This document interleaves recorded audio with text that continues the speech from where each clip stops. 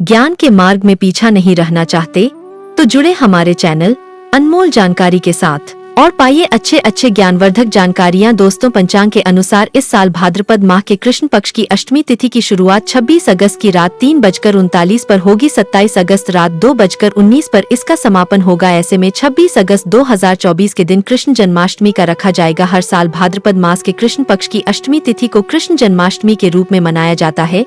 द्वापर में श्री कृष्ण परम पुरुषोत्तम भगवान का जन्म भाद्रपद की अष्टमी तिथि रोहिणी नक्षत्र और चंद्रमा वृषभ राशि में मध्य रात्रि में हुआ। उनके जन्म लेते ही दिशाएं स्वच्छ व प्रसन्न एवं समस्त पृथ्वी मंगलमय हो गई थी। विष्णु के अवतार श्री कृष्ण के प्रकट होते ही जेल की कोठरी में प्रकाश फैल गया। कृष्ण के प्राकट्य स्वर्ग में देवताओं की धूम दुबिया अपने आप बज उठी तथा सिद्ध और चारण भगवान के मंगलमय गुणों की स्तुति करने लगे। दोस्तों, जन्माष्टमी व्रत का महत्व शास्त्रों में जन्माष्टमी के व्रत को 1000 एकादशी व्रत के समान माना गया है। 100 बार गंगा स्नान करने का जो पुण्य मिलता है मात्र जन्माष्टमी का व्रत करने से प्राप्त हो जाता है। जाप का अनंत गुना फल देने वाला जन्माष्टमी के दिन ध्यान जाप और रात्रि जागरण का विशेष महत्व है। इसलिए जन्माष्टमी की रात में जागरण करके भगवान के भजन कीर्तन करने चाहिए। भविष्य पुराण में इस व्रत के संदर्भ में उल्लेख है कि जिस घर में यह देव का व्रत किया जाता है वहाँ अकाल मृत्यु, गर्भपात, किसी भी माँ के बच्चे गर्भ में नहीं मरते, गर्भ ठहरता है, वैधव्य, दुर्भाग्य तथा कलह नहीं होती। जो एक बार भी इस व्रत को करता है उसे श्री कृष्ण का आशीर्वाद प्राप्त होता है। वह रानी संसार के सभी सुखों को भोग कर विष्णु लोक में निवास करता है। जन्माष्टमी पूजन विधि हिंदू धर्म में भगवान श्री कृष्ण की पूजा सभी संकटों से निकालकर सुख, समृद्धि और सौभाग्य का वरदान देने वाली मानी गई है। जन्माष्टमी के दिन प्रातः जल्दी उठकर स्नान आदि से निवृत्त होकर स्वच्छ वस्त्र धारण करे। इसके बाद पूर्व या उत्तर की ओर मुख्य करके व्रत का संकल्प ले। अगर नॉर्थ ईस्ट में भगवान कृष्ण को लगाया जाए तो आप अपने जीवन में धर्म युद्ध में खड़े हैं, कर्म क्षेत्र में खड़े हैं तो वहाँ आपकी जीत सुनिश्चित है और आपकी जितनी भी परेशानियां हैं उन्हें कान्हा दूर कर देते हैं।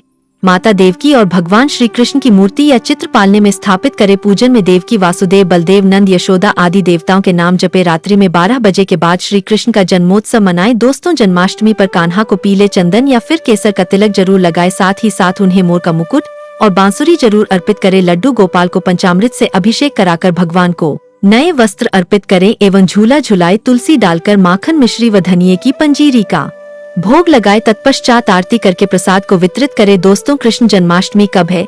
पंचांग के अनुसार इस साल भाद्रपद माह के कृष्ण पक्ष की अष्टमी तिथि की शुरुआत 26 अगस्त की रात 3399 पर होगी। 27 अगस्त रात 219 पर इसका समापन होगा। ऐसे में 26 अगस्त 204 के दिन कृष्ण जन्माष्टमी का व्रत रखा जाएगा। कृष्ण जन्माष्टमी की पूजा मध्य रात्रि की जाती है, इसलिए इस साल भगवान श्री कृष्ण का जन्मोत्सव 26 अगस्त 2024 सोमवार को मनाया जाएगा। दोस्तों, चलिए जानते हैं जन्माष्टमी पर श्री कृष्ण की जन्म कथा। दोस्तों, जन्माष्टमी की यह कथा चुपके से भी सुनने से समस्त तकलीफें, बीमारियां सब समाप्त हो जाती है।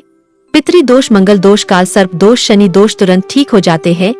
आइए सुनते हैं जन्माष्टमी की कथा। दोस्तों, पौराणिक कथाओं के अनुसार भाद्रपद माह कृष्ण पक्ष की अष्टमी तिथि को भगवान कृष्ण ने माता देवकी की 8वीं संतान के रूप में जन्म लिया था। कृष्ण जी का जन्म मथुरा में कंस के कारागार में हुआ था। माता देवकी राजा कंस की बहन थी। कंस को का लालच था, उसने अपने पिता राजा उग्रसेन की राजगद्दी छीनकर उन्हें जेल में बंद कर दिया था और स्वयं को मथुरा का राजा घोषित कर दिया था। राजा कंस अपनी बहन देवकी से बहुत प्रेम करते थे। उन्होंने अपनी बहन का विवाह वासुदेव से कराया था, लेकिन जब वह माँ देवकी को विदा कर रहा था तभी एक आकाशवाणी हुई कि देवकी का 8वां पुत्र कंस की मौत का कारण बनेगा। यह सुनकर कंस डर गया। उसने तुरंत अपनी बहन और उनके पति वासुदेव को जेल में बंद कर दिया। उनके आसपास सैनिकों की खड़ी पहरेदारी लगा दी। कंस अपनी मौत के डर से देवकी और वासुदेव के 7 संतानों को मार चुका था। कृष्ण जी का जन्म इसके बाद भाद्रपद माह कृष्ण पक्ष की अष्टमी तिथि को रोहिणी नक्षत्र अंधेरी रात में भगवान कृष्ण ने देवकी की 8वीं संतान के रूप में जन्म लिया। श्री कृष्ण के जन्म लेते ही कोठरी प्रकाशम हो गई। आकाशवाणी हुई कि विष्णु जी ने कृष्ण जी के अवतार में देवकी के कोख में जन्म ली। उन्हें गोकुल में बाबा नंद के पास छोड़ आए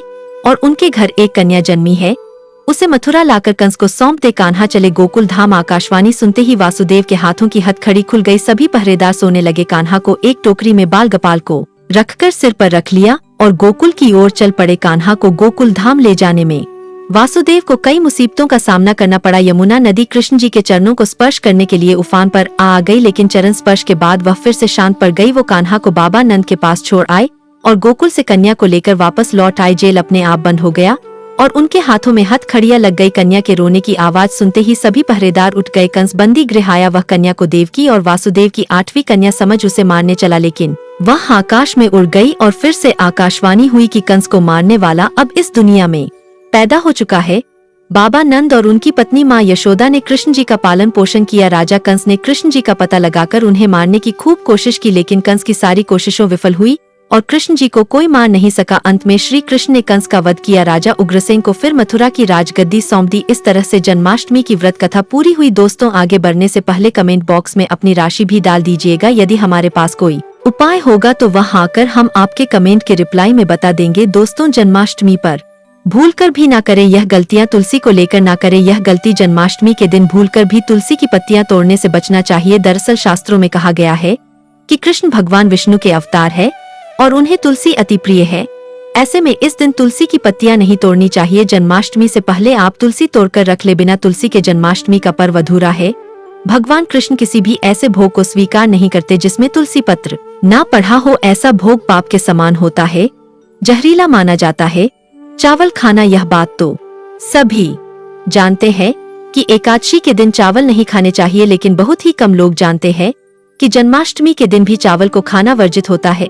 चाहे आप व्रत रखें या ना रखें, लेकिन जन्माष्टमी के दिन चावल खाना शुभ नहीं माना जाता। तामसिक भोजन, जन्माष्टमी के दिन तामसिक भोजन वर्जित माना जाता है। ऐसे में इस दिन मांस, मदिरा, प्याज और लहसुन नहीं खाना चाहिए। इस दिन गलती से भी लहसुन प्याज का खाना कभी मत बनाना, क्योंकि राहु केतु के कारण ही लहसुन प्याज की उत्पत्ति हुई है और भगवान विष्णु और राहु केतु के बीच में भीषण शत्रुता होती है। अनादर करना, भगवान कृष्ण के लिए सभी भक्त एक समान होते हैं। ऐसे में इस दिन किसी भी व्यक्ति का अनादर करने से बचना चाहिए। एक बार भगवान कृष्ण के भक्त ने एक व्यक्ति का अपमान कर दिया था। उसी क्षण भगवान कृष्ण ने अपने भक्त को श्राप दिया था। इसीलिए किसी का भी अपमान न करें। गाय को सताना, गाय भगवान कृष्ण को बहुत ही प्रिय है, क्योंकि कृष्ण अवतार में उनका पालन पोषण एक ग्वाले के घर में हुआ था। ऐसे में जन्माष्टमी के दिन किसी भी गाय और बछड़े को भूलकर भी नहीं सताना चाहिए। भगवान कृष्ण गाय को सबसे प्रिय मानते हैं। गाय माता को सबसे ज्यादा प्यार करते हैं, इसीलिए गाय को इस दिन रोटी, फल वगैरह मिठाई अवश्य खिलाएं। जन्माष्टमी के दिन केवल सात्विक खाना खाएं। जन्माष्टमी व्रत में दूध और दही जरूरी है। व्रत के दौरान ताजे फलों के शेक, लस्सी, छाछ या दूध का मजा ले सकते हैं। नारियल पानी पी सकते हैं। जन्माष्टमी के दिन पेड़ों को काटना भी अशुभ माना जाता है। श्री कृष्ण हर चीज में बसते हैं और हर चीज उनमें बसती है, बल्कि हो सके तो इस दिन ज्यादा से ज्यादा पेड़ लगाने चाहिए। इससे घर और परिवार में सुख और शांति बनी रहती है। भगवान कृष्ण सदा पीपल के वृक्ष में रहते हैं। पीपल वृक्ष पर जन्माष्टमी पर जल अवश्य अर्पित करें, इससे वह प्रसन्न जल्दी होते हैं। दोस्तों, जन्माष्टमी के दिन ब्रह्मचर्य का पालन करना अनिवार्य होता है। इस दिन पूरे पवित्र मन तन से भगवान की पूजा करनी चाहिए। कम से कम इस दिन पत्नी से दूर रहना चाहिए। जो पति पत्नी जन्माष्टमी पर एक दूसरे से दूर रहते और संयम और नियम का पालन करते हैं, तो उन्हें एक सुशील और सुंदर पुत्र की प्राप्ति होती है। बालक का मुख भगवान कृष्ण की तरह होता है और शरीर भगवान कृष्ण की तरह कोमल होता है। जो लोग इस दिन व्रत रखते तो उन्हें रात में 12 बजे से पहले अपना व्रत नहीं खोलना चाहिए। उससे पहले व्रत खोलने से पूजा का फल नहीं मिलता है और व्रत भी अधूरा माना जाता है। जन्माष्टमी पर करें इन मंत्रों का जाप। भगवान कृष्ण की कृपा से आपकी समस्त गरीबी दूर हो जाएगी। आप धनवान हो जाएंगे, मालामाल हो जाएंगे। आपके घर में राधा रानी की कृपा बरसेगी, माता लक्ष्मी की कृपा बरसेगी। दोस्तों, श्री कृष्ण मंत्र क्रीम कृष्णाय नम। भगवान श्री कृष्ण के इस मंत्र का जाप करने से धन धान्य की प्राप्ति होती है। ऐसे में जन्माष्टमी के विशेष अवसर पर इस मंत्र का जाप करने से साधक को शुभ फलों की प्राप्ति होती है। हरे कृष्णा कृष्णा कृष्णा हरे हरे, हरे राम राम राम हरे हरे करने से भगवान कृष्ण के कान खड़े हो जाते हैं। वह भक्त की पुकार अवश्य सुनते हैं। कम से कम इसका जाप 21 बार अवश्य करें या 108 बार भी आप कर सकते हैं। बहुत ही शुभ माना जाता है। दोस्तों, जन्माष्टमी पर जो स्त्री भगवान लड्डू गोपाल को झूला झूला है, उसे अनंत काल तक बांझपन का सामना नहीं करना पड़ता है। भगवान लड्डू गोपाल की कृपा से ऐसी स्त्री को सुंदर पुत्र की प्राप्ति होती है। दोस्तों, जन्माष्टमी पर मोर पंख अवश्य लाएं और मंदिर में स्थापित करें। भगवान कृष्ण की बंसी जन्माष्टमी पर अवश्य लेकर आए। अगर आप व्रत रख रहे हैं तो भगवान लड्डू गोपाल के खिलौने आदि जरूर लेकर आना, इसे लाना मत भूलना। और जन्माष्टमी पर कौड़ियाँ आप ला सकते हैं। भगवान कृष्ण की स्थापना कर सकते हैं। इस दिन गलती से भी किसी भी व्यक्ति को गिफ्ट के तौर पर भगवान कृष्ण को उपहार में कभी मत देना, इससे घर की लक्ष्मी रूठ हो सकती है। जन्माष्टमी पर सोने, चांदी, तांबा, पीतल की खरीदारी कर सकते हैं, शुभ माना जाता है। जन्माष्टमी पर पालना अवश्य लेकर आना, इसमें लड्डू डू गोपाल जी झूला झूलेंगे। दोस्तों, जन्माष्टमी पर तुलसी माता के सामने भगवान कृष्ण के 4 नाम जैसे गोपाला, गोविंदा, देवकी नंदन और दामोदर पुकारे और साथ ही ओम नमो भगवते वासुदेवाय नम मंत्र का जाप करें। ऐसा करने से सभी समस्याएं दूर हो जाएंगी। माता तुलसी आपके घर को धन धान्य से भर देंगी। जन्माष्टमी के दिन भोग में मक्खन के साथ तुलसी दल जरूर डाले और वह भगवान कृष्ण को अर्पित करे। दोस्तों, जन्माष्टमी के शुभ अवसर पर करें नमक का विशेष उपाय। दोस्तों, मैं ईश्वर की सौगंध खाता हूँ, नमक का यह उपाय करने से आपके समस्त पाप नष्ट हो जाएंगे, गरीबी दूर हो जाएगी, आपकी नौकरी लग जाएगी, संतान प्राप्त हेतु व्यापार चलाने के लिए भी यह उपाय जरूर करें। दोस्तों, हम भी नमक का यह उपाय जरूर करते हैं। मैं ईश्वर की सौगंध खाता हूँ, अगर आपने यह उपाय कर लिया तो आपको करोड़पति होने से कोई नहीं रोक पाएगा। भगवान कृष्ण का विशेष आशीर्वाद मिलेगा। आइए जानते हैं नमक का विशेष उपाय। दोस्तों, उपाय है: 1 नमक का पैकेट, 50 ग्राम सूखी लाल मिर्च, 500 ग्राम चावल, 100 ग्राम उड़द की दाल, 50 ग्राम आटा और की दक्षिणा तथा 1 पानी की बोतल और रब के काले तेल। बस इतनी सी सामग्री एक थैली में एकत्रित कर ले। दोस्तों, उसके बाद किसी भी गरीब बुजुर्ग या गरीब महिला को चुपके से दान दे दे और पीछे मुड़कर ना देखे, घर को वापस चले आए। दोस्तों, आप यकीन मानो, गुरु परंपरा से प्राप्त यह महा उपाय आपकी काया पलट कर रख देगा। दिन दुगुनी रात चौगुनी आप तरक्की करेंगे। दोस्तों, यह उपाय हम भी जरूर करते हैं। महापुस्तक और शास्त्रों में लिखा महा उपाय आज हम आपको बता रहे हैं। यह उपाय जन्माष्टमी के दिन जरूर करें। मैं ईश्वर की सौगंध खाता हूँ, आपका भाग्य उदय हो जाएगा। दोस्तों, यह उपाय मैं हर जन्माष्टमी के दिन जरूर करता हूँ। आप भी यह मौका हाथों से मत जाने देना। सच्चे दिल से कमेंट बॉक्स में जरूर लिखे राधे राधे, जय श्री कृष्ण।